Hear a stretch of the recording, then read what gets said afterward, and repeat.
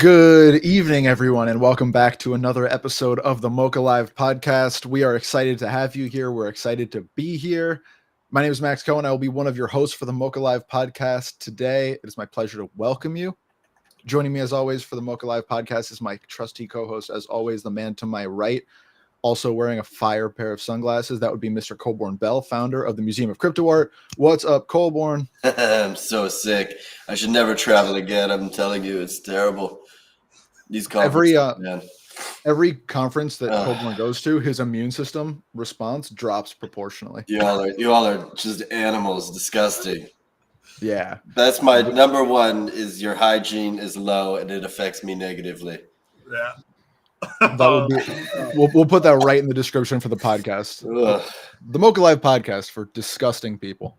All right. And besides myself and Colborne, we have one other individual joining us for what I hope and think will be a rather incendiary podcast. And how could it not be when we have the trash art pioneer and crypto art legend, Robness, joining us on the show. What is up, Robness? How are you? Good to see you guys. Right on. Yeah, let's do this. Yeah, let's just jump right in. So, I thought that the podcast conceit was fairly clever. Twitter did not feel it was equally clever. There's the Christmas in July.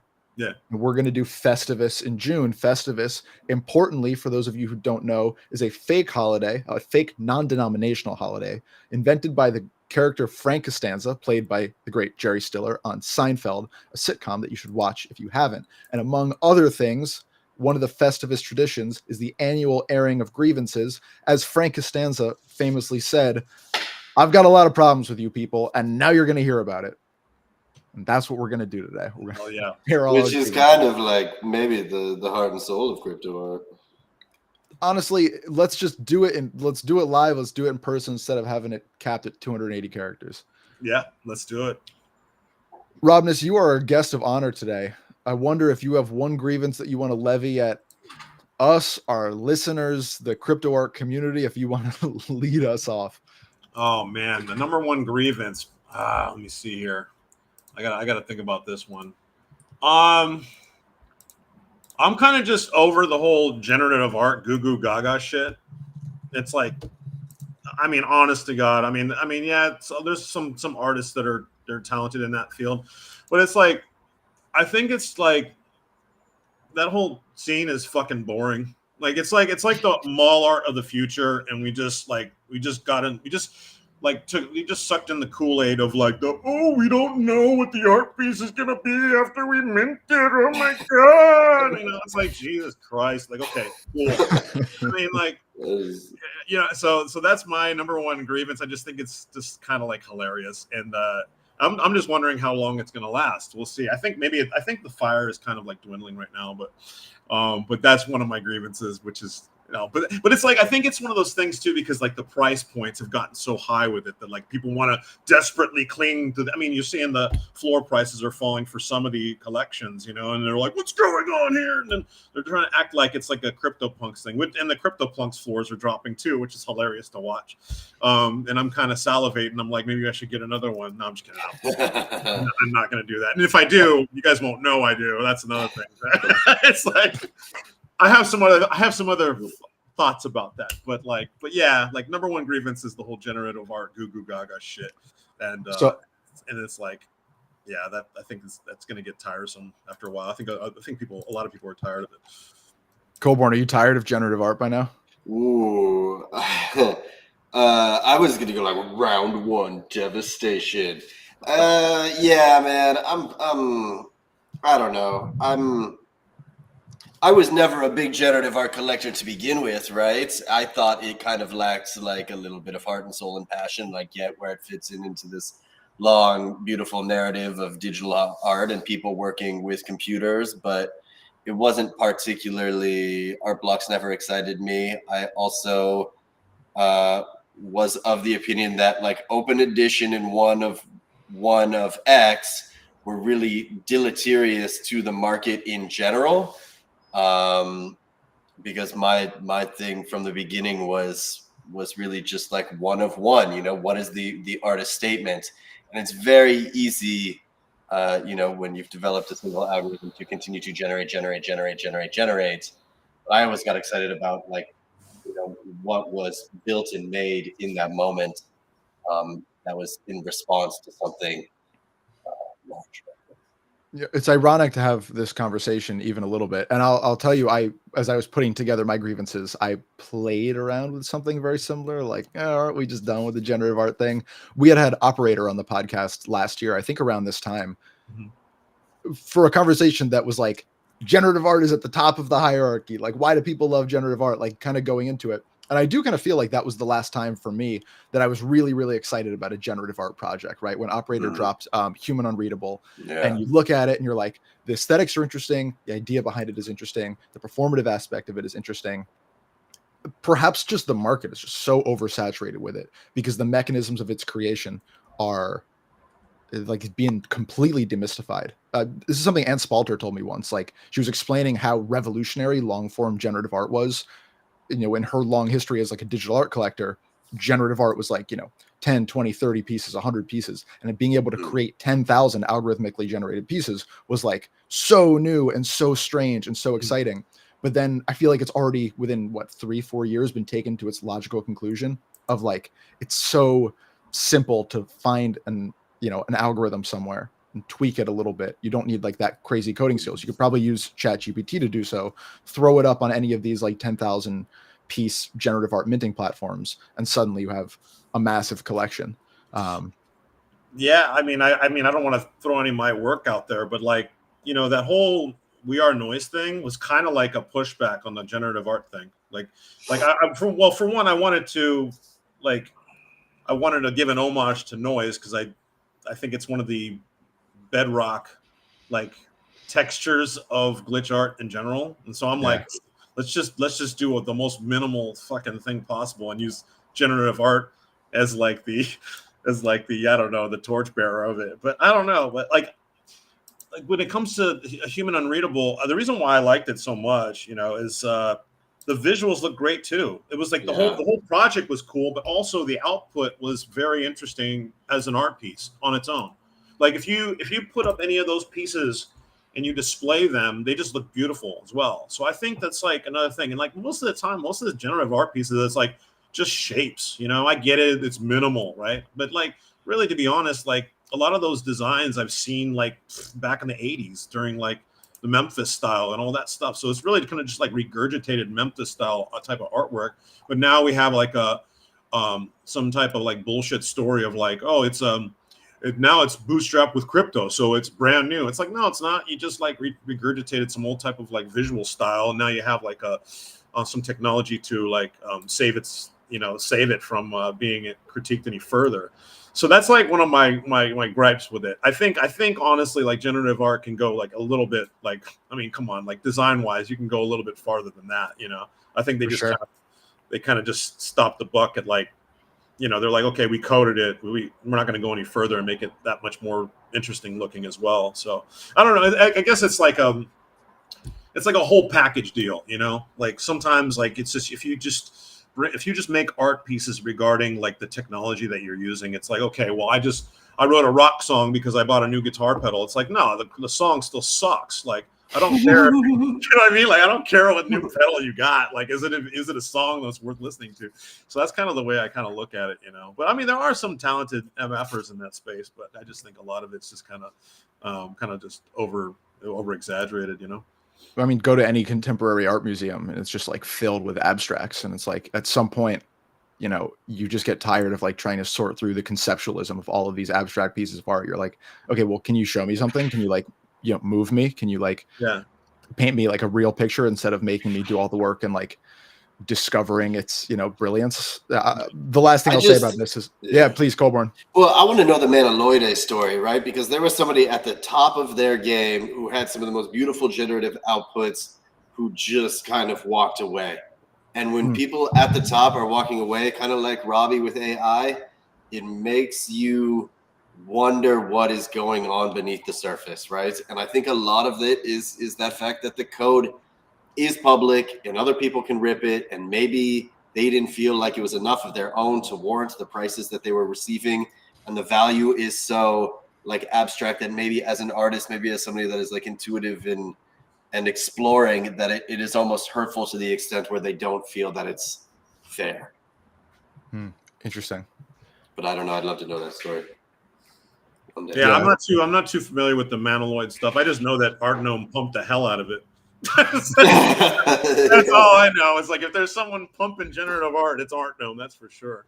I mean, I don't care. I'm throwing some shade to Art Gnome right now, but it's like one of those things. It's like your job as a curator. You're curating the most white people in the world. I don't even necessarily care about the race shit. I just find it funny that it's being regurgitated again, but like by people that pretend like they're trying to protect it, and it's like no, like it's the same shit, you know. But another thing too. Oh, let's go with gripes. Biggest gripe. I forgot. Here's my biggest gripe. You want to know what it is? Yeah. Do it. It's fucking collectors who don't have the fucking balls to really throw some serious money at some pieces. Like right now, we're just like we're dealing with like back in the days of early super rare. I mean, I hate to say it, but like most people wouldn't go past $100 or $200. You know, like they were afraid to do it, and then some other people had to like freaking do it for them. And well, I mean, shit, some artists had to do it. Okay. Let's just put it that way. Some artists had to fucking go and take the fucking gamble and do it.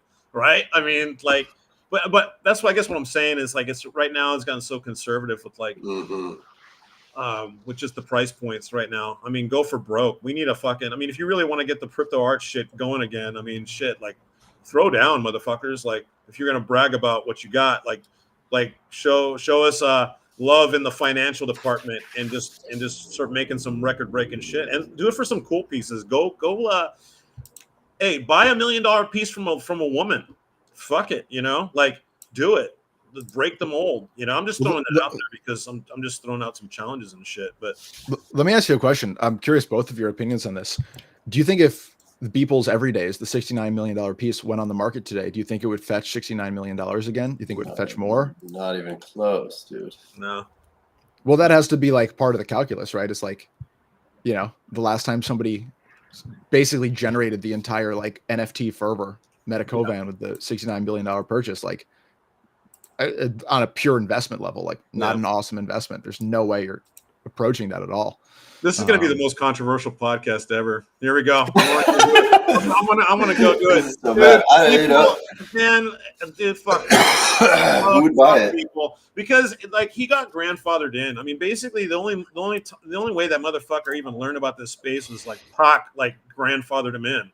Pac was like, "Hey, people, you should come and do this. You'd kill it here." And that's the only reason why that dude even figured it out. Now he's going to be NFT playboy and go on like talk shows and shit. Well, thank God somebody else has to be the fucking, you know, the freaking, what do they call him? The the balloon dog artist, you know, go here and make some 3D art. Go here and make some 3D art. You know, he's the balloon dog artist of crypto art. And like, basically like, that's all it is. Like he couldn't even figure out the crypto art shit himself.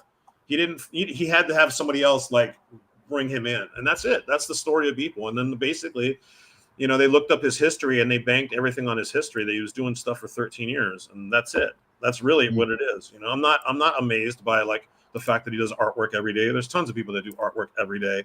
Shit, I've been doing artwork every day. I just didn't fucking post it on my Instagram. Like that's about. I mean, like there's nothing special to me about that. Every artist makes artwork every day, so they just don't mint it, or I don't know, even sometimes complete it. But yeah, so there's that. Interesting. I mean, it's not too far off. You know, I saw him in Lisbon, and you just feel bad for the guy because he's become like a selfie machine. Yeah. Right. You just got to line up and take photos. Line up and take photos all day, everywhere you go. Doesn't really matter. You know, make your piece and take photos, and that's got to be tough. Yeah, I'd be a little nicer to him if he wasn't so like. Let me do my Beeple voice. Yeah, well, NFTs are so stupid. It's crazy, right? It's like, I mean, come on, guys. I mean, get a grip. I mean, is that how he talks? Yeah, that is pretty spot on, dude. Yeah, he hits a certain frequency. It's like that. I don't know. It's like it kind of gets in your ear and just I don't know. But anyway, I have been hoping that people would start listening to this podcast, maybe even come on. So Lobbing that grenade at him might actually catch his attention. Colborn, I want to turn to one of your grievances. You had a couple of good ones. What's your first crypto art grievance that you want to just? What did I say? You can quote me. Nobody is building, and if they do, it's fucking lame. Yeah. End quote. Woof. I mean, it's hard. It's hard. I don't think the builders get enough credit, and I don't think the builders get enough support. But and at the same time, like, the fact of the matter is we haven't in all of this found anything that even resembles a successful business model, right? If you have the compulsion to make art, it doesn't matter, good, down, bad, whatever, like, you're gonna find a way to make art. But if you want to build something, it's not, I really don't think it's going to be like a marketplace of JPEGs.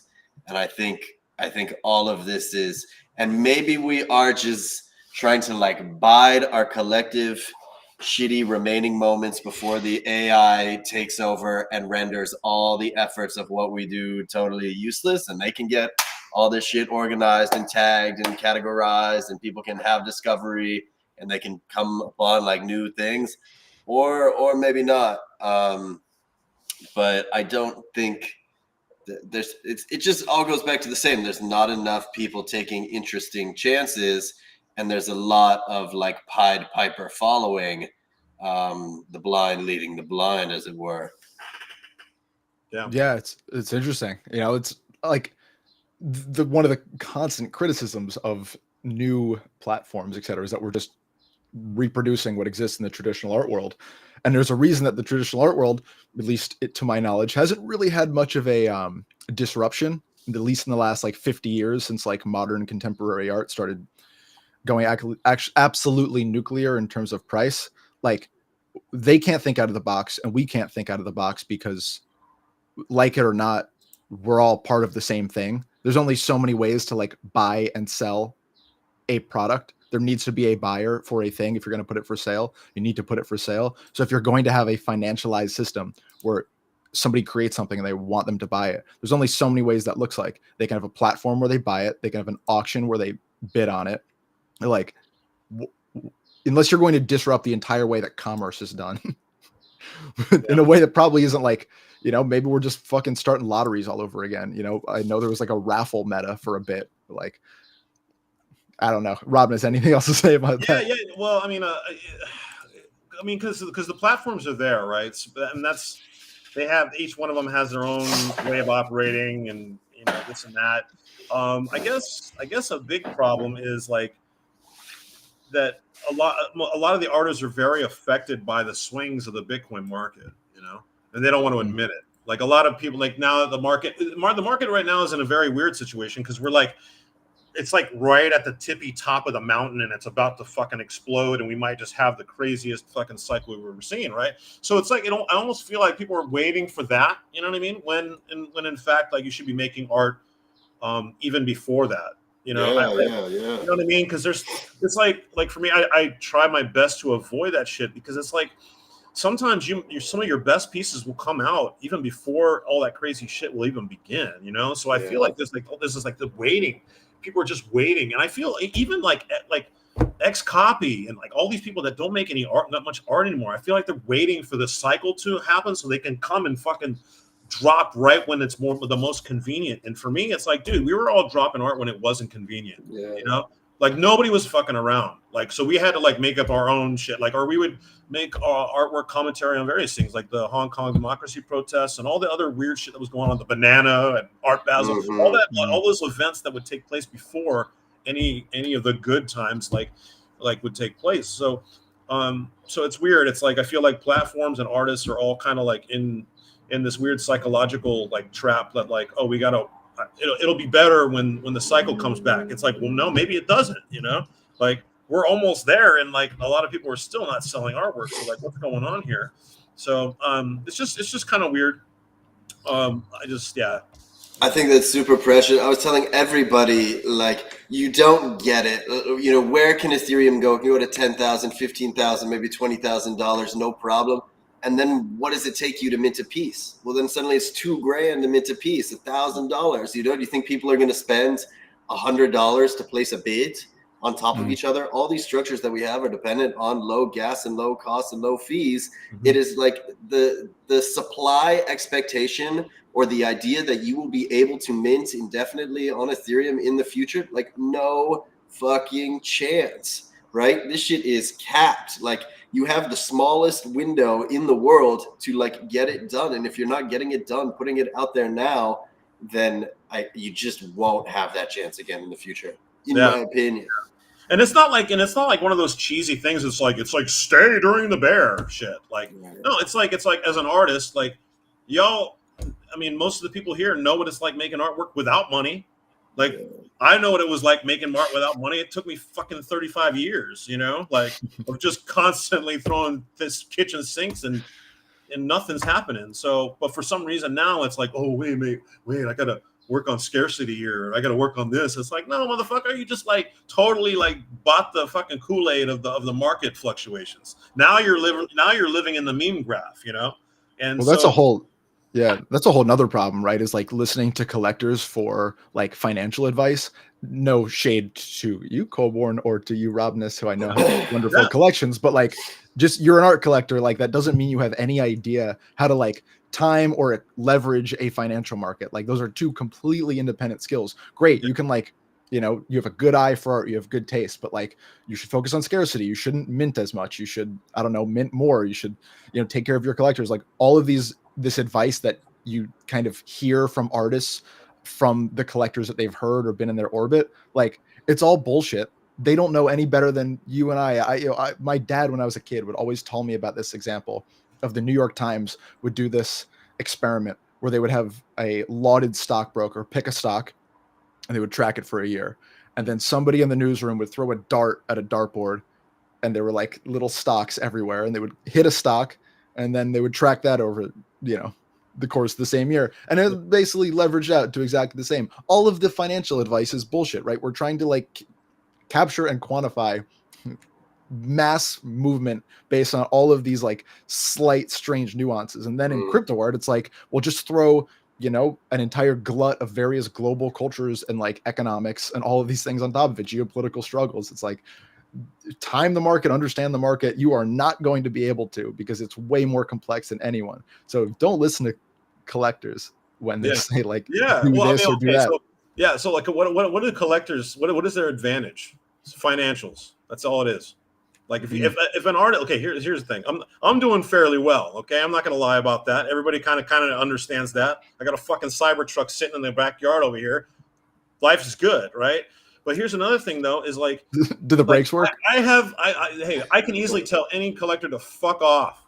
That's it, because I'm in a financial position now where I can literally not be afraid anymore and do that. And I understand why artists are like that, because they don't want to fucking burn bridges and not have collectors buy their work anymore. But here's what I'm saying. And actually this is what kind of goes back to the meme coin shit, which is I'm glad a lot of artists are kind of seeing the complete utter fucking heap of fucking trash that is the fucking meme coin world, because they get a good glimpse of why a lot of these collectors even got money in the first place. Like they made money trading like that, right? So if you start becoming more financially like intelligent and understand how these guys even made a living to begin with, sometimes, you know, I'm just saying artists can fucking invest as well, you know, and be financially intelligent. And I'll tell you what, you start coming up on some of that shit, all of a sudden you're like, wait a minute, I can make my art any way fucking way I want. I'm good.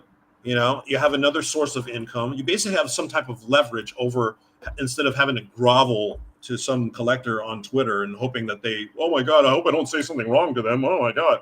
When in fact, they're just degens who got lucky, you know? That's all there is to it. I don't look at any of these collectors like they're fucking have any type of professionality whatsoever. They're all a bunch of noobs. A lot of them are learning who Basquiat is for the first go around. Do you know what I mean? It's like, so that's just kind of how I look at it, you know? So I always tell artists, I'm like, listen, it's not bad to learn like stuff about trading. That's like part of the crypto like DNA, is to understand how money moves and how money operates. Like that's your power, you know? So, I mean, yeah, the collectors will start getting scared if you guys start figuring out the secret.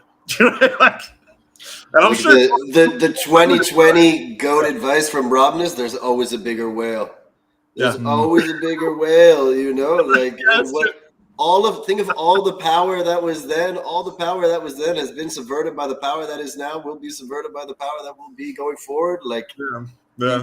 there's always somebody else. So like, Yeah.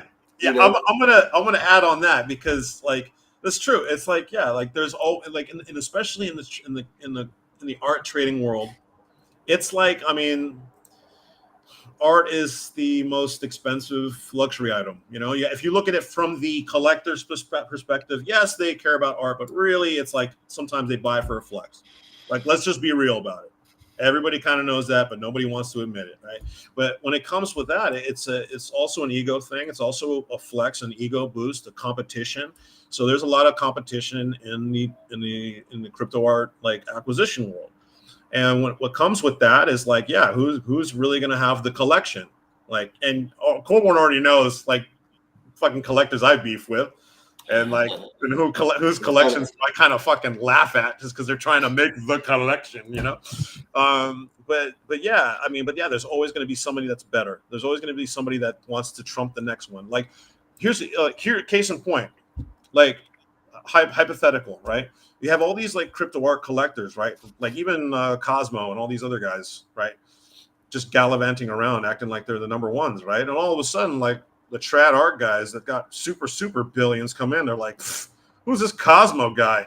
Screw this guy. Watch this. Boom. And then like all of a sudden the price points increase dramatically like that. And it's from some other artists. Like, and there you go. The narrative has completely shifted, you know, and I'm just talking about just how the shit works. I mean, that's just the truth. That's the way it is. Some people don't like it, but I'm just saying it how it is. That's just what's going to happen. So there, you know, and once you can divorce like the artwork from the art business side of things, like your brain will be like a lot more like at peace. Because for me, when it comes to that, like when I make artwork for the sake of artwork, period. When it comes to the art business stuff, like I understand that realm and mentality, and that's it. And that's just the way it is for that, you know. But if you can separate those, and I think the problem with a lot of artists is that they have those things married, and then when they have them married, a lot of their ethos and why they do art in the first place really get fucked up because they don't understand this side, which can be completely heartless, you know. So yeah, I'm rattling on, but there you go. Well, I want to add to that like, you know, I've always heard about this like being scared of burning bridges with collectors, but like, you know, if your art's worth it, rather not even aesthetically, like that aside, but like if your art's high priced, collectors will collect you. They don't give a shit because they are just using these things for clout and investment. So if you are sought after and worth a lot, the same collectors you just told to go fuck off, they will still collect you.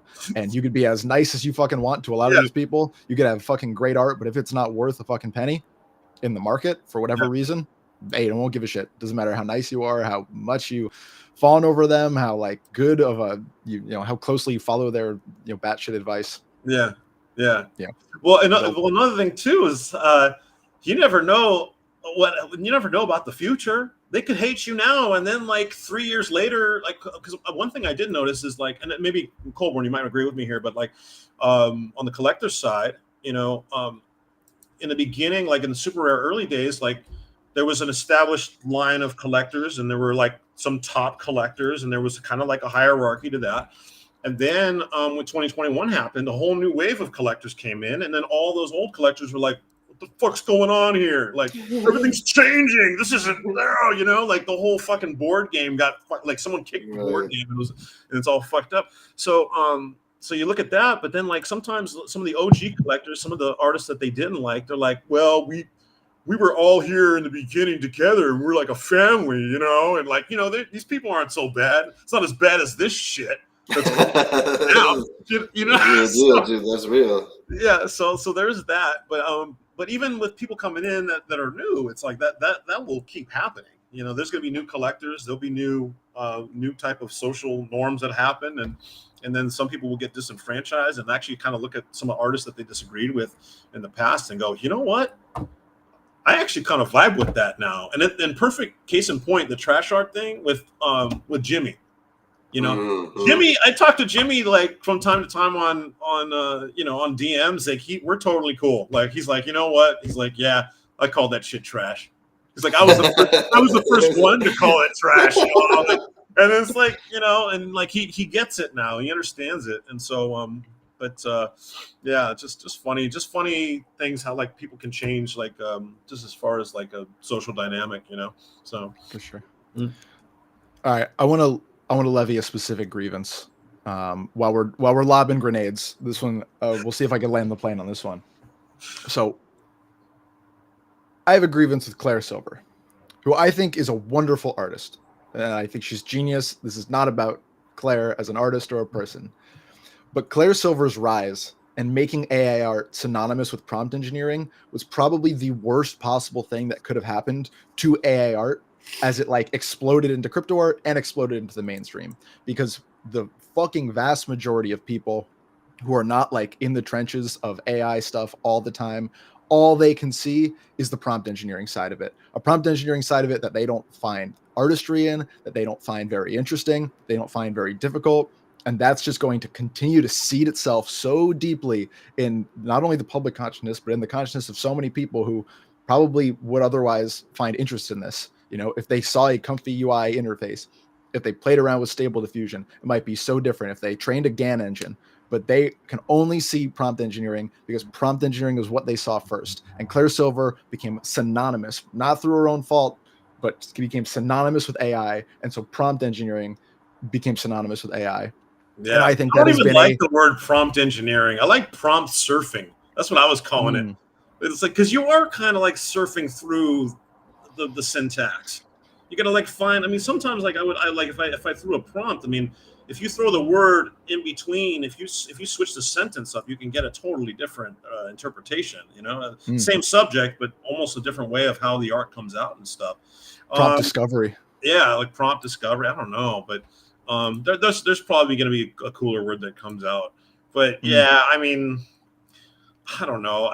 When it comes to like the one thing I'm happy with Claire is that like I mean even it's like for women, the fact that she's killing it, that's cool. That's fucking dope. But I mean I even hate bringing up like gender shit because it's like if art's good, you know. But the fact is, like, that's a big problem that's happening right now is the price points, like for females here. So the fact that she's doing that, that's killer. You know, that helps everybody and opens up the door. And I'm sure a lot of women artists will agree with that. But I really think there's some women artists from the OG past who aren't hitting that freaking price mark. Like Miss Al Simpson should be commanding millions right now. Shout out Miss Al Simpson. Yeah, she's. Her artwork is incredible. I mean, right when I saw it, I was like, hell yeah, you know, like neo pop stuff. But yeah, I mean, if I was to, you know, have a criticism with Claire, it's just I never liked the contest stuff. Like throwing like, here's an art contest, guys. I'm gonna now get like, you know, follow count. You know, well, I'll push back on that only slightly because, you know, we do all the time talk about like we want the people who have achieved any kind of means in the space to give those means back. Yeah. And you could collect, you know, but that's also a kind of contest. It's just based, it's just quiet and it's based on taste. So turning it into like an algorithmic thing, you could say that it's fairer just because it's more accessible rather than just, you know, if you're going to give away $25,000, I think Claire just finished a contest. You could just have $25,000 you're just spending on art that you like, which again, it's the same kind of like gamified mechanic.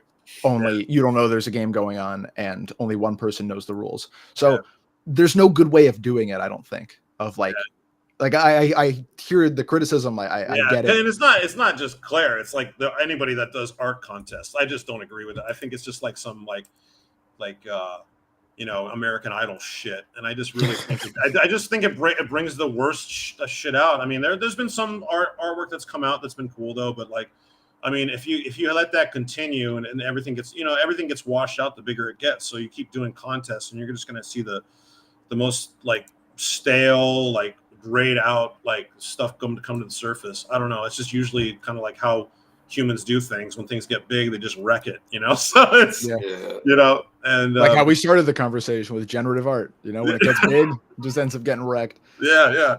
So, and you know, it's funny, the generative art thing, I mean, there's going to be another fad that comes out, you know, and I don't know.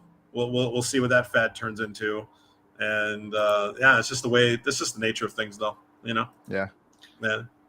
I like Claire. Yeah, me too. Yeah, Yeah, this is not an anti-Claire point or an I think anti-Claire podcast. I think also to her credit, she is badass. She takes a lot of flack, but she also gives it back. And I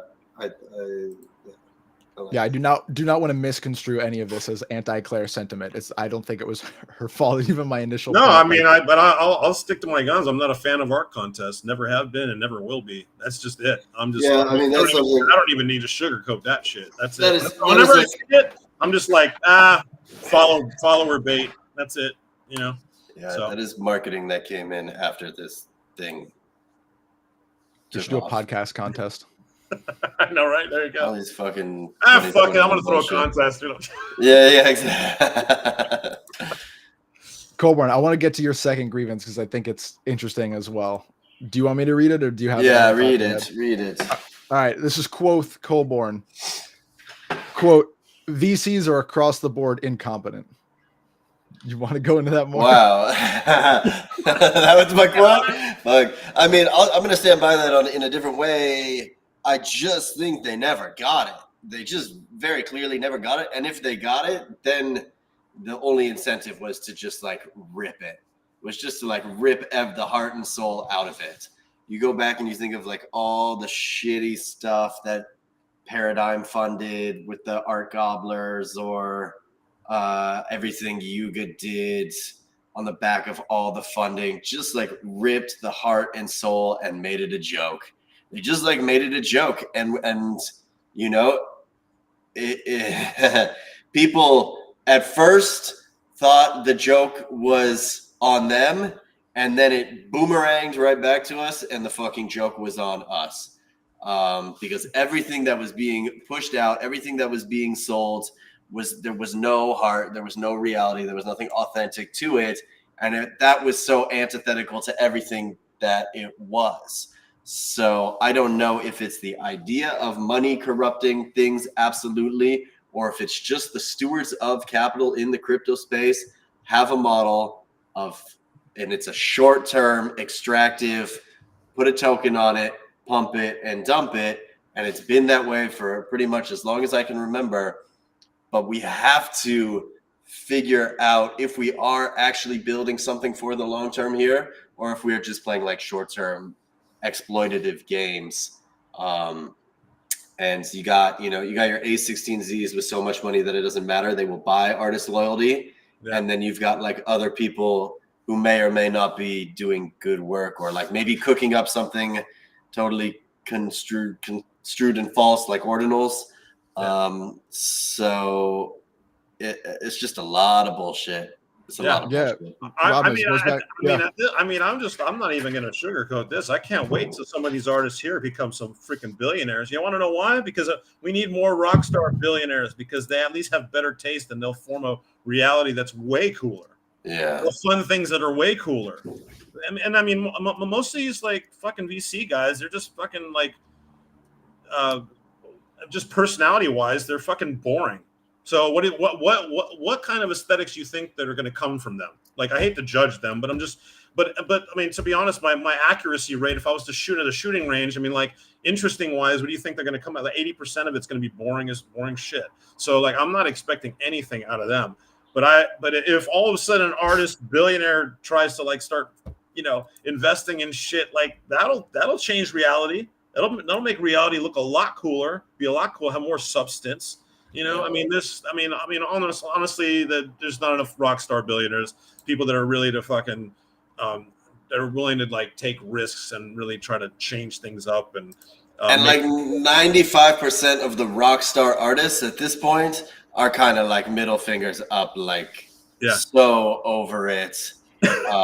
And they're doing different things, working on different things, doing actually cool shit. Yeah. Because it is like it's a fucking wasteland at this point. It is like after something devastating just came and like wiped out, be it like plague, zombies, nuclear apocalypse, like it is a barren wasteland out there. Yeah. Like, I mean, it's funny because like we have this like a nostalgia in the crypto art space about like MTV. The iconography of the MTV logo shows up with the NFT logo and stuff like that. And a lot of the age brackets from like 30 to 40. And like we know of a time during the 90s when it was pretty magical, you know. And I'm not saying we need to redo that, but there was a sense like the MTV generation was like, it's interesting because it was like a lot of the TV shows were just off the cuff. Like a lot of those VJs, they didn't know what the hell they were doing. They're like, here's a microphone and you got some band coming up and you're going to interview them. Like, what?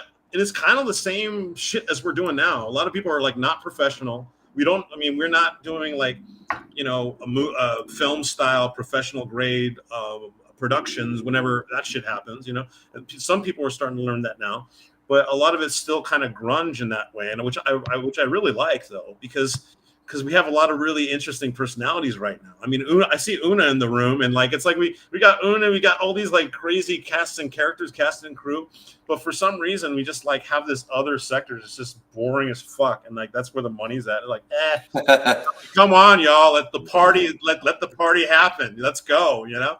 But I don't know, maybe within time that'll work itself out. But really would like to have some type of MTV crypto art moment, like just an explosion that just happens like that. But maybe we got to let Yuga die first. I don't know, like out of the Yuga death, like in the soil, like all of a sudden everything else finally came out of that, you know, a controlled burn. The shrooms come out of the fucking Yuga fucking but yeah, so who knows, man? But I'm always like, I'm just always trying to champion all the weirdos here, you know, like it's just because at a party they're the most interesting. Like put them on the fucking spotlight. Let's go, you know. Yeah. So and that's it, you know. It's not me. I actually, to be honest, I don't have a serious gripe with the space. I'm having a fucking ball. I mean, I get to wake up every day, fucking say my shit, and keep working and exist in the space. I'm fucking blessed, you know. And I want everybody to make a decent living, and if they can kill it, you know. But there are some criticisms I have, you know. Well, I think this is a good place to wrap up, especially with Robness, you saying something nice and positive. I do want to just ask you one question. You know, I want to give you the floor for a moment, but you know, you've been in a long exodus from crypto art, and you kind of casually mentioned that you were thinking of coming back. Can you just tell us what informed that calculus, what you're seeing? It's just my addiction to just can't stay away. Yeah, and I mean the 6 months was like, oh my god, it's like holy shit, this sucks, because it was like a muscle reaction. Like whenever I make something, I was already trying to like load up the wallet and like ready to go and mint. I'm like, wait, no, I got to go to eBay and list it. so it was just like one of those things, and it's just I'm just having too much fun. You know?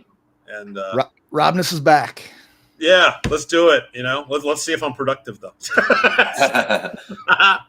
But no, let's do this. You know.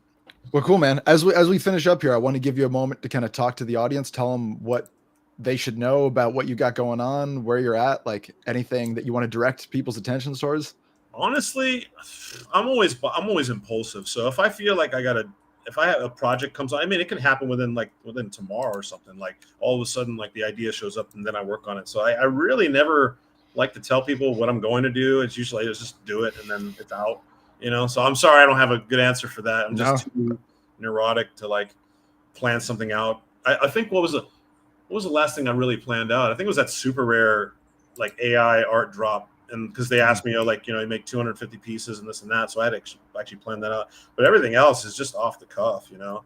So sorry, y'all, I don't have any Easter eggs or anything, but just got to stay tuned. Yeah. Stay tuned, I guess. Colborn, any final thoughts or words for everyone before we kick out of here? I had such a good final thought and word and I forgot it.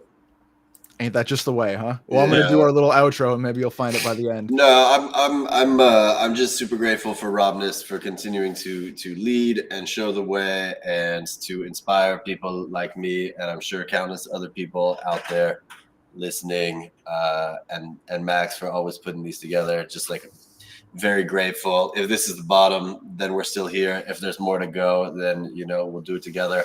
Yeah. But I might have to add one more thing after you're done. Yeah, I want to echo that too. Like once you cross over, you want to mint, you want to collect. It's really hard to pull yourself out of this idea, and I'm encouraging people to there is no saving. There like only is today. Just put it out there, put it on chain. Nobody knows what the future is going to hold. This is the craziest, most wild space. So like, let's see it, share it, and just, tell somebody about it also. Yeah. And if you're out in the wild, and I mean, I had so funny. I was in Palm Springs. I was at some bar, and I ran into somebody, like a couple, and they were telling me like they had some YouTube show or something, and they're like, "Oh, what do you do?" I'm like, "Oh, I'm in the digital art world, but you probably don't like." And they're like, "Oh, so you make NFTs?" I started laughing and said, I go, "Yeah." I'm like, but I don't make the Bored Ape stuff, and any of that stuff. And we got talking, but like a lot of people still don't know the real fucking cool shit that's here, and all the cool personalities are here. Because if they found that out, they're like, like actually, this is actually the future I could see happen. That's cooler than this shit. This Beanie Baby crap that's up there. So it's just like slowly but surely, all this stuff has to rise, and it's just going to take time. But like with all the artists, I mean, there's no difference to your practice before this stuff happened. It's just now you're able to put it on something that it's like an international library, and why not partake in something that's obviously historic already? Books are being made left and right. I mean, it's undeniable. So I mean, when I get down on shit, like I'm just like, no, there's like I have a crypto art book library now. I got like 10 books, and then more are coming. And I just got Ray Meyer's book right over here. I got that, so I got to peruse this. But that's cool. But yeah, shout out Ray Meyer's. Yeah, and so sometimes people we forget, we're humans. We forget like what we're doing every day. But if you like step back and you kind of just think about the last couple of years, it's fucking amazing. There's no other place I'd rather be. Yeah. I mean, I'm still waiting for the music industry, not the music industry, but musicians here. I think that might be the next thing. We're all kind of waiting for the next big bang moment, and I think maybe the music thing will have to set the new rules and stuff. You know what I mean? And I'll tell you what, that's going to be freaking cool, because my guesstimation. I know we're going off a little bit on the time, but if I was to make some type of prediction, it'd be so cool if like musicians started making their names here, unknown musicians. And then those musicians started working with like crypto artists and collabs and stuff like that. And you have this weird like art and music combination, like fine art together, because like back in the past, like nobody was really like, oh, Led Zeppelin is collabing with so-and-so. And like, that's not that was never a thing. It was just like, oh, we're going to grab some, artwork and put it up. But the fact you have like two like big names in two different fields and combining that into a singular unit, I don't know, that'd be like pretty amazing, and definitely collectible. like everybody's like wondering, oh, can we collect music? I'm like, yeah, well, that can start it, so just have to actually do it. Yeah, exactly. That's it. Well, shout out at the end to all the musicians in crypto art. We want to hear more from you, collaborate with artists, and once again, thanks everyone for listening. I really appreciate you, Robness, you, Colborn. I appreciate everyone being here. If you liked what you heard today, please give us a follow, a subscribe, a like on whatever your favorite podcast platform is. Please give us a follow on Substack at museumofcrypto.substack.com. Getting pretty good at that. And we'll be back next week with another MOCA Live, so stay tuned. Robness, Colborn, thank you both very much. Thanks everyone for being here. Love you. Yeah. All love here. Yeah. Take care, everybody. We'll see you real soon. And to the haters, fuck off.